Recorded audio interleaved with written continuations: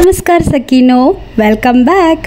तर मागच्या व्हिडिओमध्ये मी तुम्हाला आम्ही पॅरिसला आलेली जी जर्नी आहे ती शेअर केलेली आहे। तर आत्ता आलो आहोत आम्ही पॅरिसमध्ये। तर इथून पुढची जर्नी मी तुमच्यासोबत शेअर करणार आहे। चला तर मग सुरू करूया आजच्या व्हिडिओला। तर सगळ्यात आधी आम्ही इथं पास घेणार आहोत। जसं आम्ही स्विस पास घेतलेला तसंच पॅरिसमध्ये सुद्धा आम्ही 3 दिवसाचा पास घेणार आहे। तर 2 नाईट्स 3 डेज आहे। तर आम्ही फक्त 3 दिवसाचाच डेली पास जो आहे तो घेणार आहे। तुम्हाला इथं वीकली पाससुद्धा मिळतो, T+ कार्डसुद्धा मिळतं, पाससुद्धा मिळतं। तर नेविगो इझी पास आम्ही घेतलेला आहे। 2 युरोज पर पर्सन त्याला तुम्ही पे करावं लागतं। तर त्यापासून तुम्ही कुठेही म्हणजे अनलिमिटेड तुम्ही बसनं आणि मेट्रोनं तुम्ही ट्रॅव्हल करू शकता। डेली RER ट्रेनसुद्धा तुम्ही ट्रॅव्हल करू शकता। झोन 1 आणि झोन 5 पर्यंतसुद्धा तुम्ही ट्रॅव्हल करू शकता। झोन 1मध्ये जे तुम्हाला बघायचे असतील ठिकाणं तर ते बघण्यासाठी तुम्हाला मेट्रो मिळतील, मेट्रोनं तुम्ही ट्रॅव्हल करू शकता। झोन 1मध्ये सगळीकडे मेट्रो अवेलेबल आहे। तर झोन 5 हे थोडंसं बाहेर येतं पॅरिसच्या। तर डिझनीलँड जसं झोन 5मध्ये, तर तिथे जाण्यासाठी तुम्हाला RER ट्रेन घ्यावं लागतं। तर आम्ही इथं एका ठिकाणी बसलेलो आहोत कारण अनिशाला भूक लागलेली, तिला मी ब्रेड जाम दिलेला आहे आणि आनंद गेलेले आहे तिकीट घेण्यासाठी, पास घेण्यासाठी। तर पास घेतलेला आहे आणि आता आम्ही जात आहोत आमच्या हॉटेलला।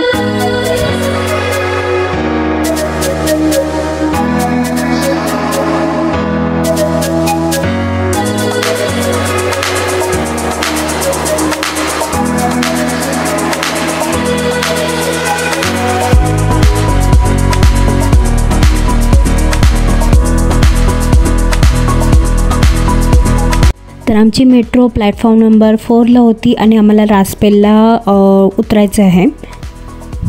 तर बघा इथे किती सेफ्टी दिलेली आहे त्यांनी मेट्रोला। तर पूर्ण क्लोज्ड आहे आणि जेव्हा मेट्रो येईल तेव्हा फक्त ते जे डोर आहे ते ओपन होतं।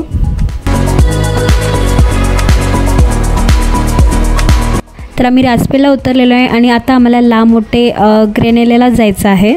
तर इथं आतमध्ये सुद्धा मेट्रोमध्ये त्यांनी मॅप दिलेला असतो, रूट कसं जात आहे काय ते पूर्ण मॅप त्यांनी दिलेला आहे।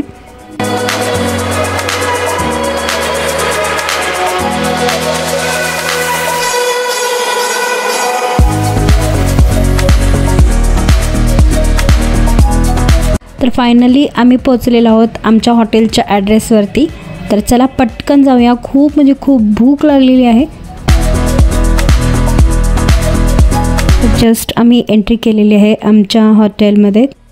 तर आत्ता जस्ट आमचं जेवण वगैरे सगळं झालेलं आहे आणि आल्यानंतर आम्ही पहिलं जेवण केलं आणि त्यानंतर थोडा वेळ रेस्ट केलं, अनिशाला झोपवलं आणि आता आनंद बाहेर गेलेले आहेत कारण इथं ॲक्च्युली किचनमध्ये काहीच बेसिक थिंग्स त्यांनी ठेवलेले नाही आहेत। त्यामुळे मला ही गोष्ट अजिबात आवडलेली नाही आहे ह्या हॉटेलची। स्वित्झर्लंडमध्ये त्यांनी सगळं बेसिक थिंग्स ठेवलेले आहे, जसं की ऑइल वगैरे, ऑइल, साखर, कॉफी पावडर, मीठ, तर सगळं ठेवलेलं। इथं काहीच नाही आहे, फक्त भांडी आहेत। त्यामुळं जे बेसिक थिंग्स आहेत ते आणायला गेले आहेत, ऑइल, साखर वगैरे। आणि आता मी हेअर वॉश केलेलं आहे।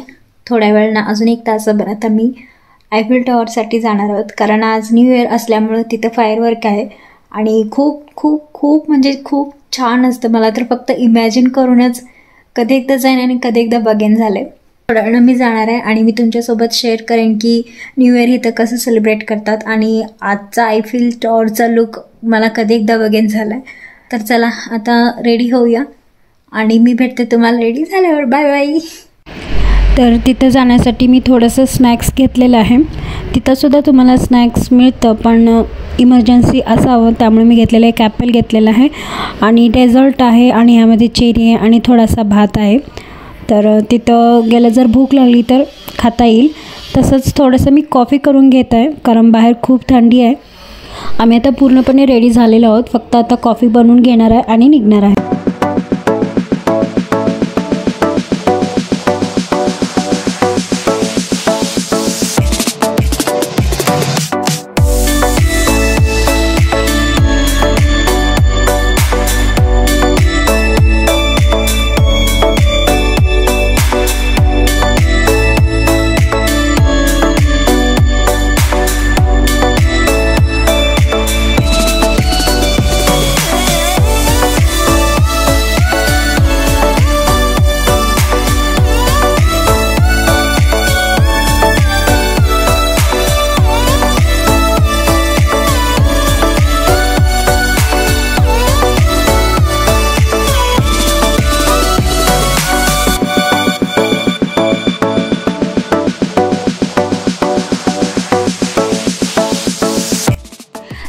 ॲक्च्युली न्यू इयर असल्यामुळं इथं त्यांनी आत सोडलेलं नाही आहे, नाहीतर तुम्हाला ते आत अलाउड करतात.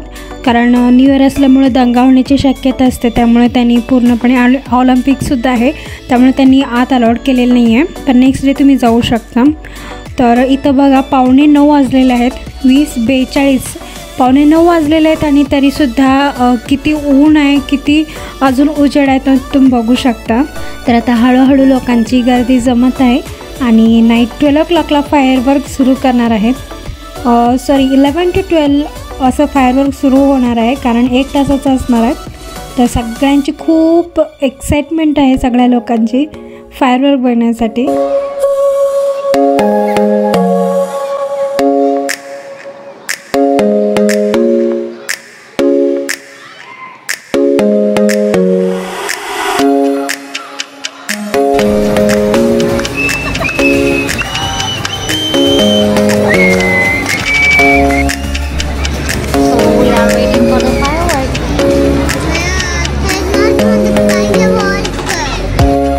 टॉवरवरती लाईट्स जे आहेत ते पूर्णपणे ऑन केलेले आणि खूप छान दिसत आहे.